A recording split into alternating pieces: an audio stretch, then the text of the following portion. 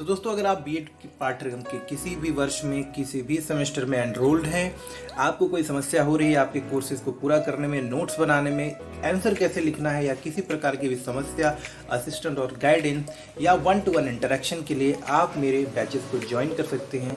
Batches join करने का simple और सरल तरीका है, आप मुझे व्हाट्सएप कर सकते हैं इस नंबर पे with your name and your year. आप किस सेमेस्टर में है इतना बताएं और बस लिखें I want to join premium courses. मैं आपको अपने प्रीमियम बैच में ज्वाइन कर दूंगा। नमस्कार दोस्तों, और स्वागत है आपका आपके ही यूट्यूब चैनल बीएड एग्जाम पर। और दोस्तों, आज डिस्कस कर रहे हैं असेसमेंट फॉर लर्निंग। जी हाँ दोस्तों, अधिगम के लिए आकलन। ठीक है, तो इस विषय में जो प्रीवियस ईयर में क्वेश्चन आए हुए हैं आपके वीर बहादुर सिंह पूर्वांचल यूनिवर्सिटी के दृष्टिकोण से, महाराजा सुहेलदेव स्टेट यूनिवर्सिटी के दृष्टिकोण से, एमडीयू या सीसीएस यूनिवर्सिटी ले लें या जो भी यूनिवर्सिटी जहाँ ये पेपर आपका एग्ज़ाम का पेपर है, यानी कि आपके लिए ये इम्पोर्टेंट पेपर है, तो आपके लिए भी जो क्वेश्चन हम अभी यहाँ डिस्कस करें वो काफ़ी काम आने वाले हैं। तो फिलहाल ये सारे क्वेश्चन वीर बहादुर सिंह पूर्वांचल यूनिवर्सिटी में हैं, तो वो छात्र तो बिल्कुल इसको पूरी ध्यान से देखें। क्वेश्चन को देखते हैं, और क्वेश्चन को देखने से पहले जस्ट मैं आपको एक छोटी सी बात रिक्वेस्ट करना चाहूँगा कि आप जब भी ये वीडियोज़ देखते हैं ना, मेरी रिक्वेस्ट है एक बार उसको सुन लीजिए। सुनने से फ़ायदा ये होगा कि जो बातें मैं आपको बता रहा हूँ, क्योंकि देखिए आप इस वीडियो को देख रहे हैं तो कहीं ना कहीं कंटेंट जो मैं आपको शेयर कर रहा हूँ आपको अच्छा लगता होगा। अगर अच्छा लगता है तो बताइएगा भी। तो अगर आपको अच्छा लग रहा है तो वही चीज़ें मैंने पीडीएफ में भी लिखी, लेकिन सिर्फ अगर आप डायरेक्ट पीडीएफ को पढ़ोगे तो ये बिल्कुल उसी तरह हो जाएगा जैसा कि एक किताब पढ़ने जैसा। तो जब आप मेरी बातों को सुनते हुए चीज़ों को पढ़ोगे ना, तो कहीं ना कहीं वो चीज़ें आपको आसानी से समझ में आएगी। तो मेरा उद्देश्य यही है कि अगर मैं ये वीडियो आपके लिए, आपके फ़ायदे के लिए बना रहा हूँ, तो आपको सही में उसका लाभ मिल पाए। तो प्लीज़ वीडियो को सुन लीजिए, समझ लीजिए, और उसके बाद नोट्स के लिए आप पीडीएफ भी ले सकते हैं, जिससे कि आपको उसका पूरा फ़ायदा मिल सके। तो चलिए पहला प्रश्न ले लेते हैं। पहला प्रश्न है व्हाट आर दी वेरिएबल्स। अब आपको पता है कि पहला प्रश्न सेक्शन ए में 2 नंबर का होता है, तो हम उत्तर भी कुछ उसी तरह से देंगे और शब्दों की विशेष सीमा जो होती है यानी 50 शब्दों की, उसका भी ख्याल रखेंगे। क्वेश्चन का आंसर हिंदी और इंग्लिश दोनों में, तो बिल्कुल भी घबराने की आपको ज़रूरत नहीं है। बात करते हैं बिल्कुल साधारण भाषा में। यहाँ पर गणित से मैंने स्टार्ट किया, लेकिन मैं आपको बताता हूँ कि राशि अगर चर है, यानी किसी भी राशि को हम चर तब कह पाएंगे जब उसका मान जो है स्थिर नहीं होता। फॉर एग्जाम्पल, जैसे हम x का मान है, अभी देखिए ऊपर वाले इक्वेशन में आपको दिखाता हूँ। यहाँ पर आप देख रहे होंगे कि x प्लस वाई, यहाँ पे एक मिनट माफ़ करिएगा, यहाँ पर आप देखोगे कि x प्लस वाई का वैल्यू क्या आ रहा है 5, और यहाँ पे y की वैल्यू कितनी आ रही है 2। तो y की वैल्यू हो सकता है अगले किसी क्वेश्चन में आप देखोगे कि x की वैल्यू जो है 9 आ गई और y की वैल्यू कितनी आ गई 7 आ गई। तो इसकी वैल्यू जो इसका मान है वो बदलता रहता है। तो ऐसी कोई राशि, जैसे कि यहाँ पर x और y है, a b c d g कुछ भी हो सकता है, जिसका मान बदलता रहता हो, समय के साथ बदलता रहता हो, प्रश्न के हिसाब से बदलता रहो, परिस्थिति के हिसाब से बदलता रहता हो, ऐसी हर एक उस राशि को हम चर राशि कहेंगे। इसका मतलब कि अगर हम शिक्षा के क्षेत्र में भी बात करते हैं तो चर राशि एक ऐसी प्रतीक, ऐसा सिंबल है जिसका मान अलग अलग हो सकता है। अलग अलग छात्र के लिए सेम राशि की, यानी कि उसी राशि x की वैल्यू जो है मेरे लिए हो सकता है अलग हो, आपके लिए अलग हो। अभी मैं कोई प्रश्न हल करूं जिसमें x होगा चर राशि के रूप में, तो वहाँ उसकी वैल्यू हो सकता है मैं कुछ और निकाल दूं, और आप जो है जब अपना कोई प्रश्न हल करोगे तो वहाँ पर कुछ और उत्तर आएगा। तो चर राशि जिसका कि कोई मान, एक निश्चित मान नहीं होता, ये बात आप समझ गए। और आमतौर पर बोलचाल की भाषा में भी और गणितीय भाषा में, स्टैटिस्टिक यानी कि सांख्यिकी की भाषा में भी चर राशियों को अगर हमें रिप्रेजेंट करना है तो हम x y g a b c d इस तरह के वर्ड्स का इस्तेमाल करते हैं, इस तरह के लेटर्स का इस्तेमाल करते हैं। तो आप समझ गए होंगे यहाँ पर चर राशि क्या है, जिसका मान स्थिर नहीं है। अगला प्रश्न है what is the meaning of validity. ठीक है, what is the meaning of validity, यानी कि यहाँ पे देखते हैं वैधता का अर्थ क्या है। देखते हैं, वैध को पहले समझते हैं, फिर वैधता को हम लोग जानने का प्रयास करेंगे। देखिए दोस्तों, यहाँ पर वैधता का अर्थ, वैधता का तात्पर्य होता है माप की सटीकता से। जी हाँ दोस्तों, वैधता का तात्पर्य है माप की सटीकता, यानी कि वैधता का तात्पर्य है कि क्या कोई परीक्षण वह मापता है जिसे वह मापना चाहता है। उदाहरण के लिए जब हम तराजू का इस्तेमाल करते हैं तो हम क्या चाहते हैं कि किसी वस्तु का वजन मापें। तो अगर मेरा तराजू वजन मापने में यानी सही तरीके से वजन नहीं दिखा रहा है या सही तरीके से मुझे वजन मापने में मदद नहीं कर रहा, तो मेरा जो तराजू है वैध नहीं है। इसी तरह से अगर आपको कोई लंबाई नापनी है और आपके पास जो एक टेप है वो सही लंबाई नाप नहीं पा रहा है, एक्यूरेट लंबाई नहीं नाप पा रहा, तो कहीं ना कहीं वो आपका टेप, इंची या जो भी स्केल है आपका वो वैध नहीं है। और ऐसा हो, मान लीजिए मैं बताता हूँ आपको, मैंने अगर एक टेप से नापा, ठीक है ना, अभी तो मान लीजिए जो भी हाइट आ रही है, मान लीजिए आपका 6 फीट आपकी हाइट है और मैं दोबारा उसी टेप से अगर नापता हूँ तो 6 फीट से ज़्यादा दिखा रहा है और तीसरी बार जब नापता हूँ तो 6 फीट से कम दिखा रहा है, तो कहीं ना कहीं वो टेप जो है यानी कि वो जो मापनी है वो वैध नहीं है। वैध का मतलब होता है कि अगर आप एक ही वस्तु के लिए अपनी मापनी की जो मेजरमेंट स्केल है उसका बार बार इस्तेमाल करें तो समान परिणाम भी आने चाहिए। और दूसरा, मापनी जो है जिस काम के लिए बना उस काम को पूरी तरह से करता हो या जिस हद तक कर पाता वही उसकी वैधता का प्रमाण है। तो यहाँ पर समझते हो, उदाहरण के लिए एक ड्राइविंग परीक्षण को हम वैध तभी कहेंगे जब वो आपकी ड्राइविंग से जो संबंधित व्यवहारिक कौशलता, यानी कि आप ब्रेक कैसे लगाते हो, आप मोड़ने के समय में इंडिकेटर कैसे देते हो, हॉर्न कैसे बजाते हो, सीट बेल्ट लगाना जानते हो कि नहीं जानते हो, ट्रैफिक के नियम जानते हो कि नहीं जानते हो, सड़क पर आप चलाओ और उस चीज़ को प्रमाण दो, आप मतलब उस चीज़ को प्रूफ करो कि हाँ आपको गाड़ी चलानी आती है, ना कि सिर्फ किताबों में पढ़ लिया या फिर मैनुअल पढ़ लिया तो आपका पूरा परीक्षण वैध हो गया। नहीं, वैध परीक्षण वही होगा जो आपके व्यवहारिक यानी कि practical knowledge as well as जो आपने थियोरेटिकल यानी कि रूल्स के बारे में भी आपके जानकारी की जांच करता हो। ठीक है, अब यहाँ पे एक पॉइंट और ऐड करेंगे कि किसी भी उपकरण को आप वैध भी तब कहोगे जब वह उस मूल्य को मापता हो जिसके लिए उसे डिज़ाइन किया गया है। आप समझिएगा यहाँ पर कि अगर वह उपकरण भी है, चाहे वो मैंने बोला ना कि आपका तराजू हो, आपका मीटर हो या फिर फ्रीक्वेंसी मापने के लिए आपका फ्रीक्वेंसी मीटर हो या फिर आपका अर्थक्वेक को मापने के लिए आपका जो भी आपका रीचर स्केल्स बनते हैं, ठीक है, सेस्मोमीटर बोलते हैं उन्हें, तो ये सारी उपकरण वैध तभी कहे जाएंगे जब वो पूरी एक्यूरेसी के साथ में और वही पैरामीटर को मापें जिसके लिए वो बने। अगर आप किसी की जानकारी, किसी की स्मरण शक्ति, किसी की इंटेलिजेंस का परीक्षण लेना चाहते हैं तो आप अगर कोई टेस्ट लें तो उस टेस्ट में ये प्रश्न ना हो कि आप 1 घंटे में कितना दौड़ सकते हो, आप कितना भोजन कर लेते हो, आपका वजन कितना, आपकी लंबाई। जब आप किसी के बुद्धि परीक्षण करना चाहते हो तो आपका टेस्ट वो होना चाहिए जिसमें उसके बुद्धि परीक्षण को जांचने योग्य प्रश्न हो।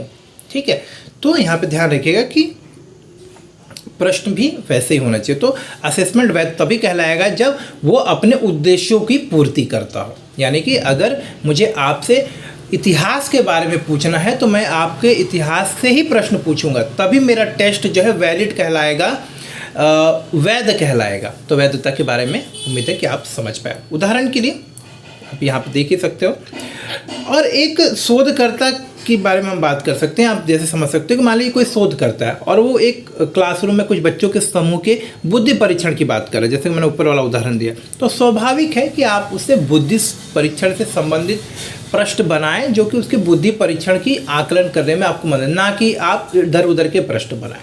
तो एक चीज़ को आप समझिए। अगला प्रश्न देखेंगे, what are the types of assessment scale and name them. मूल्यांकन पैमाने कितने प्रकार के होते हैं और उनके नाम बताइए। चलिए इसी प्रश्न को हम दूसरी तरह से भी देख। अब देखिए दोस्तों, यहाँ पर जैसे मैंने आपको बताया कि स्टैटिस्टिक्स में ना हम लोग जो है आकलन की जो अलग अलग मापनियाँ हैं उसके बारे में बात करने वाले हैं। तो सांख्यिकी में आप देखोगे कि माप के विभिन्न पैमानों का उपयोग किया जाता है चर या अचर राशि को परिभाषित करने के लिए या उनको वर्गीकृत करने के लिए। यहाँ पे देखिएगा, ठीक है। तो माप के पैमाने के प्रत्येक स्तर में कुछ विशिष्ट गुण होते हैं जो कि सांख्यिकी के विश्लेषण के विभिन्न उपयोगों को निर्धारित करते हैं। ठीक है, तो ये मापनी से यही हम पता कर पाते हैं कि किसी विषय के बारे में जो हम जान रहे हैं उसके क्या गुण और विशेषताएं हैं। तो आमतौर पर माप के 4 पैमाने होते हैं, यानी कि आकलन के मापनियाँ के जो है 4 पैमाने होते हैं। एक नाममात्र, क्रमसूचक, अंतराल और अनुपात स्केल या मापनियाँ। यह विभिन्न प्रकार के चर को और अचर राशि को वर्गीकृत करके हमें सही सांख्यिकी परीक्षण, विजुअलाइजेशन और तकनीक चुनने और हमारे डेटा का सही विश्लेषण करने में मार्गदर्शन करते हैं, मदद करते हैं। ठीक है, चारों के नाम आपसे पूछा गया तो आप बता दीजिए। नामित यानी कि नाम मात्र स्केल बोलते हैं ना, स्तर, नाम मात्र स्केल हो गया। क्रम सूचक अंतराल स्केल यानी कि इंटरवल स्केल, और अनुपात यानी कि रेशियो स्केल। तो इस तरह से आप इसको देख सकते हो। यही प्रश्न है। अब अगला प्रश्न आपसे पूछा जा रहा है कि भाई इंटेलिजेंस के बारे में बताइए, तो बुद्धि को परिभाषित करिए। तो बिनेट की परिभाषा ही ले लेते हैं, 2 नंबर का प्रश्न है। तो बिनेट ने यानी कि बिनेट साइमन ने 1905 में बुद्धिमत्ता को निर्णय लेने की क्षमता, व्यवहारिक समझ, पहल और अनुकूलनशीलता के संदर्भ में परिभाषित किया। यानी कि बिनेट और साइमन ने कहा कि हम किसी को बुद्धिमान या किसी की बारे में, अगर हम बुद्धिमान के बारे में, उसकी बुद्धिमत्ता के बारे में बात करें, तो हम बात करें कि वो व्यक्ति किसी विभिन्न या एक कठिन परिस्थिति में किस प्रकार का निर्णय लेता है, उसके अंदर विषय के प्रति व्यवहारिक समझ किस स्तर की है, और वह पहल कैसे करता है किसी कार्य को करने के लिए। साथ ही साथ जब परिस्थितियां सामान्य ना भी हों या नई परिस्थिति हो तो हम अपने आप को कैसे ढालते हैं, इस बात का जो कौशल, इस बात की जो क्षमता होती है, वो आपकी बुद्धिमत्ता कहलाती है।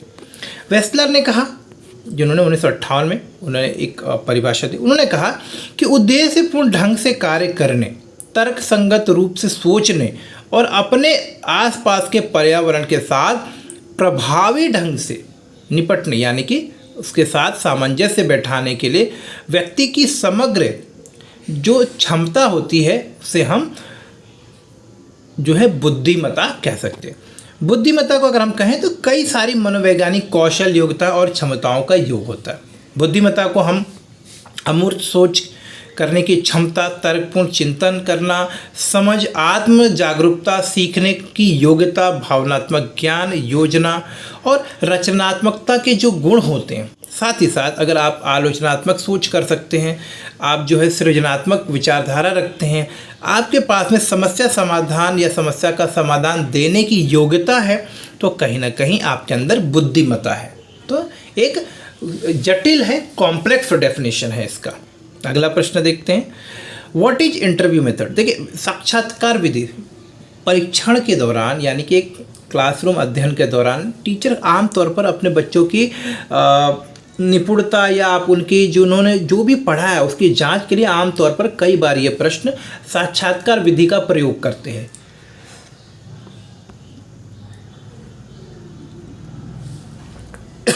माफ करिएगा। तो साक्षात्कार विधि में क्या होता है? साक्षात्कार विधि एक गुणात्मक शोध विधि, यानी कि आप जिसका साक्षात्कार करें ना उसके विभिन्न प्रकार के गुणों के बारे में आप जानने का प्रयास करते हैं, वो गुणों के बारे में आप अपने आप को परिचित करवाते हो उससे पूछ कर। यह एक ऐसी प्रक्रिया है जिसका उपयोग किसी व्यक्ति या विषय के बारे में प्रारंभिक यानी कि विशेष डेटा इकट्ठा करने का एक प्रक्रिया। साक्षात्कार एक प्रश्न उत्तर प्रकार की शैली है जहां एक व्यक्ति प्रश्न पूछता है और दूसरा व्यक्ति उन प्रश्नों का अपनी क्षमता के अनुसार या अपनी जानकारी के अनुसार जवाब देता है। यहाँ पर हम एक व्यक्ति दूसरे व्यक्ति का साक्षात्कार ले सकता है, यानी कि एक पर एक दो तरफा बातचीत हो सकती है, या एक व्यक्ति कई लोगों का साक्षात्कार भी ले सकता है। कई सारे प्रतिभागी हो सकते हैं साक्षात्कार की प्रक्रिया में। इस विधि में अन्वेषक और विषय के बीच में सीधे आमने सामने का संपर्क होता है, यानी कि इंटरव्यूअर, यानी कि अगर मैं आपसे आपका इंटरव्यू ले रहा हूं तो मेरा और आपका आमने सामने का सामना होता है, हम एक दूसरे के सामने होते हैं और एक दूसरे से प्रश्न पूछते हैं। यहाँ साक्षात्कारकर्ता या अन्वेषक विषय से प्रश्न पूछता है और उत्तर जो भी सुनता है उसे रिकॉर्ड करते हैं, उसके हिसाब से आपको मार्किंग दी जाती है। तो इससे पता चल पाता है आपकी जानकारी, आपकी कुशलता, आपका ज्ञान, आपने क्या अर्जित किया, वो सारी चीज़ें आप यहाँ पर पता कर सकते हो। अगला प्रश्न है, what are the steps of evaluation process, यानी कि मैं आपको दिखा दूं धीरे धीरे मूल्यांकन प्रक्रिया के चरण क्या। तो देखिए, मूल्यांकन प्रक्रिया में कुछ प्रमुख चरण शामिल हैं, उन्हें हम देख सकते हैं। सबसे पहला होता है कि भाई आप जो मूल्यांकन करने वाले, मूल्यांकन का उद्देश्य क्या। तो सामान्य उद्देश्यों को पहचानना और उन्हें सही प्रकार से परिभाषित करें कि मूल्यांकन आखिर कर क्यों रहे। दूसरा, विशिष्ट उद्देश्यों की पहचान करना और फिर उन्हें भी परिभाषित करना। आप मूल्यांकन कर रहे हैं तो मूल्यांकन का उद्देश्य क्या, और उस मूल्यांकन के अगर मूल्यांकन से जो पता चलेगा उससे आपको क्या लाभ मिलने वाला, वो होता है आपका विशिष्ट उद्देश्य। उदाहरण के लिए जब हम क्या करते हैं, हम अपने क्लासरूम में जब बच्चों का मूल्यांकन करते हैं तो इससे सबसे पहले हम अलग अलग विषयों में उनका मूल्यांकन करते हैं। तो इसका उद्देश्य ये होता है कि भाई हम जानना चाहते हैं कि बच्चा जो है सामाजिक विज्ञान में, गणित में, विज्ञान में, कला में, हिंदी में या भाषा के किसी विषय में कितना समझदार है। अब इसका विशेष उद्देश्य क्या है कि हम ये जान पाएँ कि बच्चे को अगले क्लास में प्रमोट करना है कि नहीं करना है। तो इस तरह से आप समझते हैं। उसके बाद शिक्षण बिंदुओं का चयन करना। अब कई बार टीचर अपने क्लासरूम में जो है मूल्यांकन की प्रक्रिया का इस्तेमाल करता है ताकि वो इस बात को समझ पाए कि वो किन बिंदुओं को पर ज़्यादा जोर दे, यानी किन पॉइंट्स को ज़्यादा हाईलाइट करे, किन पॉइंट्स को और ज़्यादा एक्सप्लेन करे, विस्तार पूर्वक समझाए और अपने छात्रों के लिए बेहतर तरीके से और जानकारी भरी बातें बता पाए, शिक्षण विधि में चेंज करे या जो भी चीज़ें। तो इस तरह की जानकारी के लिए भी जो है कहीं ना कहीं मूल्यांकन की प्रक्रिया का इस्तेमाल किया जाता है। उपयुक्त शिक्षण विधियों की योजना बनाएं। अब चौथा स्टेज क्या होता है, उपयुक्त शिक्षण विधि की योजना बनाएं। आपने देखा कि सबसे पहले क्या होता है, सामान्य विधि का मतलब सामान्य लक्ष्य का हम लोग जो है पहचान करते हैं, फिर विशिष्ट लक्ष्य का पहचान करते हैं, उसके आधार पर हम शिक्षण विधियों का, शिक्षण बिंदुओं का चयन करते हैं। चौथा स्टेज होता है उपयुक्त शिक्षण गतिविधि। अब जब हमने उपयुक्त तरीके शिक्षण बिंदु तैयार कर लिए तो उपयुक्त तरीकों का हम लोग गतिविधियों की योजना बनाएं कि हम कैसे ये सारी चीज़ें पढ़ाने वाले, क्लासरूम में कैसे टॉपिक को एक्सप्लेन करेंगे, कौन से विधि का इस्तेमाल करेंगे, कौन से उदाहरण लेंगे, कौन सा टीचिंग लर्निंग मटेरियल लेंगे, वो सारी चीज़ें। और आखिर में फिर हम देखेंगे मूल्यांकन करना। और जब ये सारी चीज़ें हो जाएंगी तो हम मूल्यांकन कैसे करेंगे, ये भी पूरी तैयारी जो है मूल्यांकन प्रक्रिया के अंतर्गत आती है। तो आपने देखा ये सारी तैयारी एक टीचर को करनी पड़ती है। और आखिर में जब मूल्यांकन हो जाए तो परिणामों को फीडबैक के रूप में उपयोग करना। अब जो भी आपका परिणाम निकला, आपको समझ में आया कि आपकी क्लास में जो है 30 में से 25 बच्चे जो हैं पास करने योग्य हैं और 5 बच्चों को अभी भी ज़रूरत है उनका इम्प्रूवमेंट टेस्ट लेने का या उनको थोड़ी और तैयारी करने। तो उसको आप जो है डेटा के रूप में ले सकते हो कि 5 बच्चों के ऊपर और काम करना, अभी उनके ऊपर ज़्यादा ध्यान देना है, 25 बच्चे ठीक कर रहे हैं, तो फीडबैक का भी इस्तेमाल करना। आगे देखते हैं, what do you mean by range, explain with example. बहुत ही सरल सा क्वेश्चन है तो ज़्यादा टाइम नहीं ले रहा हूँ मैं। रेंज मतलब क्या होता है, आपके पास कोई डेटा सेट है, जैसे कि उदाहरण के लिए 2, 5, 8, 10, 3 है। तो इसमें जो सबसे छोटी यानी कि ये पूरे डेटा सेट का जो उच्चतम सीमा है और जो न्यूनतम सीमा यानी कि हाईएस्ट पॉइंट और लोवेस्ट पॉइंट। हाईएस्ट पॉइंट क्या हो गया, यहाँ पर 10 हो गया, लोवेस्ट पॉइंट क्या हो गया, यहाँ पे 2 हो गया। तो इन दोनों के बीच का जो अंतराल होता है, जो अंतर होता है, उसे हम लोग रेंज कहते हैं। ठीक है, तो इन्होंने देखा 10 में से 2 घटा दिया तो 8 क्या है, रेंज है यहाँ पर। ठीक है, सिंपल सी परिभाषा, तो मैं ज़्यादा इसके ऊपर डिटेल में एक्सप्लेन टी स्कोर। अब टी स्कोर मैं आपको यहाँ पर बताता हूँ। तो टी स्कोर को पहले मैं आपको दिखा देता हूँ। ठीक है, फिर समझ। टी स्कोर क्या है, यह एक डेटा बिंदु के टी वितरण में माध्य से कितनी दूरी है जिसे मानक विचलन में मापा जाता है। तो टी स्कोर को यहाँ पे समझाएंगे, आपको बताता हूँ। यह है, यहाँ पे देखिएगा, टी स्कोर यह है कि एक डेटा बिंदु टी वितरण में माध्य से कितनी दूरी पर है जिसे मानक विचलन के रूप में मापा जाता है। तो डेटा का वितरण मान लीजिए जैसे इस तरह से है, डेटा का वितरण यहाँ से यहाँ तक है। ठीक है, तो टी स्कोर ये देखिएगा, मान लीजिए यहाँ पे टी स्कोर रिप्रेजेंट कर रहा है, तो ये माध्य से, अब टी स्कोर आपका यहाँ पर है, यहाँ पे, तो ये माध्य, ये मीन वाला है, इससे कितनी दूरी पर है ये रिप्रेजेंट करता है। ठीक है, ये संभाव्यता का विश्लेषण करने की एक सांख्यिकी पद्धति है। टी वितरण जेड वितरण की तरह ही घंटी के आकार में एक सामान्य वितरण, केंद्र में उच्चतम, ये वाला सेंटर में, और दोनों सिरे या पूंछ पर निचला, यहाँ पे इसको सिरे या पूंछ बोल सकते हैं हम लोग, तो निचला होता है। नीचे का क्षेत्र अवलोकन की संभावना को दर्शाता है, इसलिए अधिकांश डेटा बिंदु ग्राफ के केंद्र के करीब होने की संभावना है। ये वाला एरिया के बारे में बात कर रहा है। जबकि कम बिंदु उच्चतम या निम्नतम यानी कि यहाँ पर या यहाँ पर प्राप्त होने की संभावना होती है। आइए इसके बारे में कुछ इंपॉर्टेंट पॉइंट और आपको बताता हूँ और इसका फॉर्मूला भी आपको दिखाता हूँ। और टी स्कोर का यहाँ पे अगर आपको फार्मूला देखना है तो वो देखिए, आपको मैं दिखा देता हूँ। ये रहा आपका टी स्कोर का फार्मूला। ठीक है, यहाँ पर एक्स क्या है, सैंपल का मीन है, यानी कि मान लीजिए 25-30 बच्चे हैं, उनके आंकड़ों का मीन का माध्य क्या है, तो ये एक्स की वैल्यू माध्य हो गया, यानी कि is the sample mean. You क्या, पॉपुलेशन, कितनी संख्या, यू का मतलब होता है कितने लोग हैं, 30 हैं, 25 हैं, जो भी, तो वो ये हो गया। और एस क्या है, सैंपल का स्टैंडर्ड डेविएशन है, मानक विचलन है।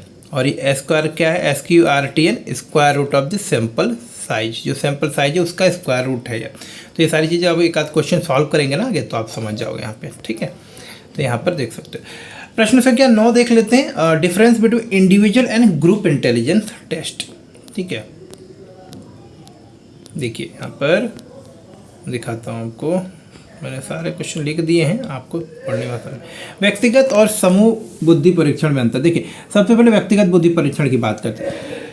इनके द्वारा एक समय में केवल एक ही व्यक्ति की बुद्धि का परीक्षण किया जा सकता है। पॉइंट को ध्यान रखिएगा। इस परीक्षण में अधिक समय लगता है क्योंकि 20 व्यक्ति हैं और इंडिविजुअल करेंगे, व्यक्तिगत परीक्षण करेंगे तो 20 बार करना पड़ेगा, तो समय तो अधिक लगेगा।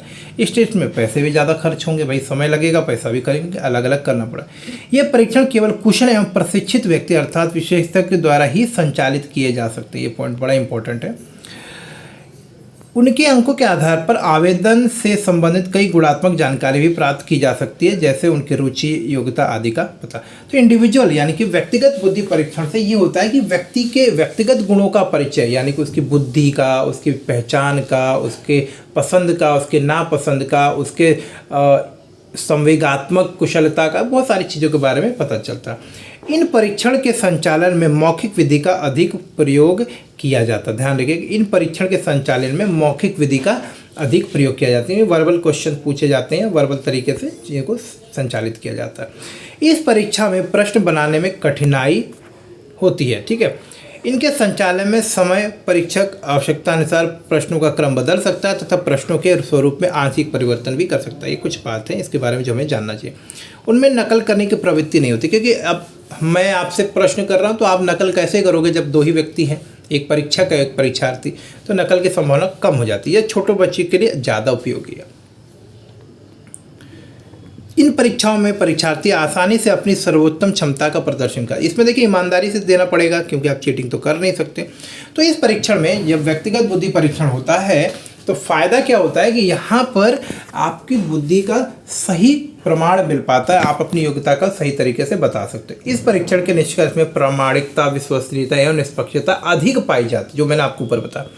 इनका प्रयोग अशिक्षित लोगों के लिए भी किया है, मतलब शिक्षित अशिक्षित हर एक परिस्थिति में इसका इस्तेमाल किया जा सकता है। यह परीक्षण शैक्षिक एवं व्यावसायिक मार्गदर्शन तथा मानसिक निदान में बहुत काम है।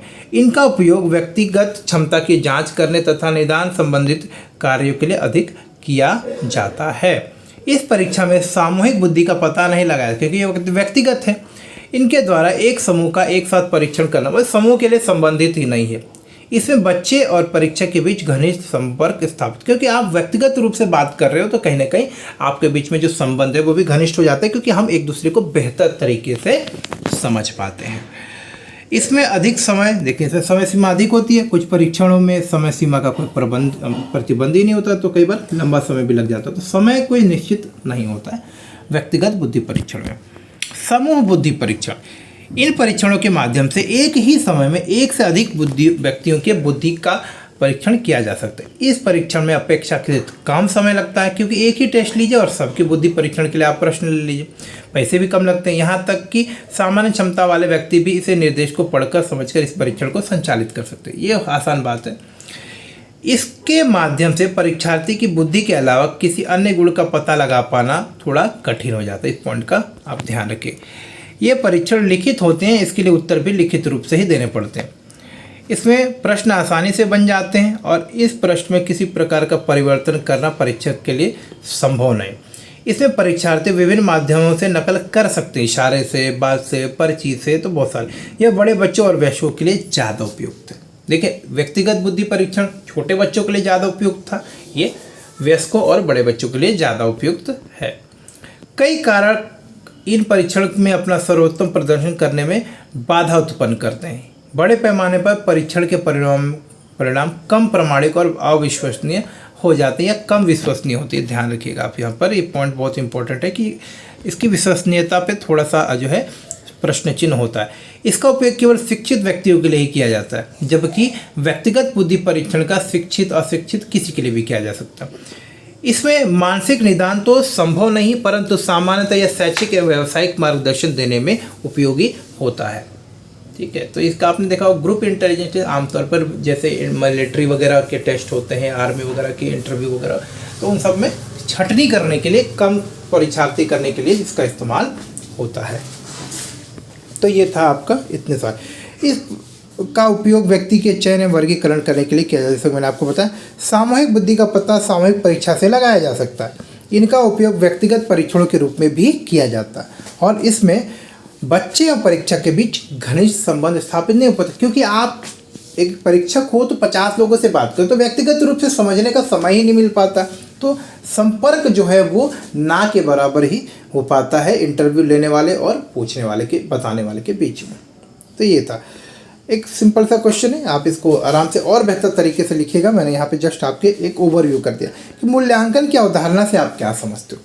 देखिए, मूल्य अंकन, मूल्यांकन शब्द बना है मूल्य जोड़ अंकन से। तो आप किसी भी चीज़ का, अगर वो बच्चे की सीखने की प्रक्रिया के बारे में आप उसका मूल्यांकन कर रहे हो, या किसी के गाने की कला का मूल्यांकन कर रहे हो, किसी की बुद्धि का मूल्यांकन कर रहे हो, या किसी के किसी कौशल का आप मूल्यांकन कर, यानी कि जो भी उसने सीखा उसको आप एक मूल्य अंकन कर रहे हो, उसको वैल्यू दे रहे हो कि आपकी काम की क्या वैल्यू होगी। बोलते रहे कि यार आपने 2 रुपये का काम किया, आपने 25 रुपये का काम किया, तो 2 रुपये और 25 रुपये, यानी कि आपने जो काम किया उसके लिए आपको 2 रुपये मिलेंगे, आपने जो काम किया उसके लिए आपको 25 रुपये, यानी कि मूल्य अंकन कर रहे हैं। तो मूल्यांकन छात्रों के सीखने और विकास के बारे में अनुमान लगाने का एक व्यवस्थित आधार है, व्यवस्थित तरीका।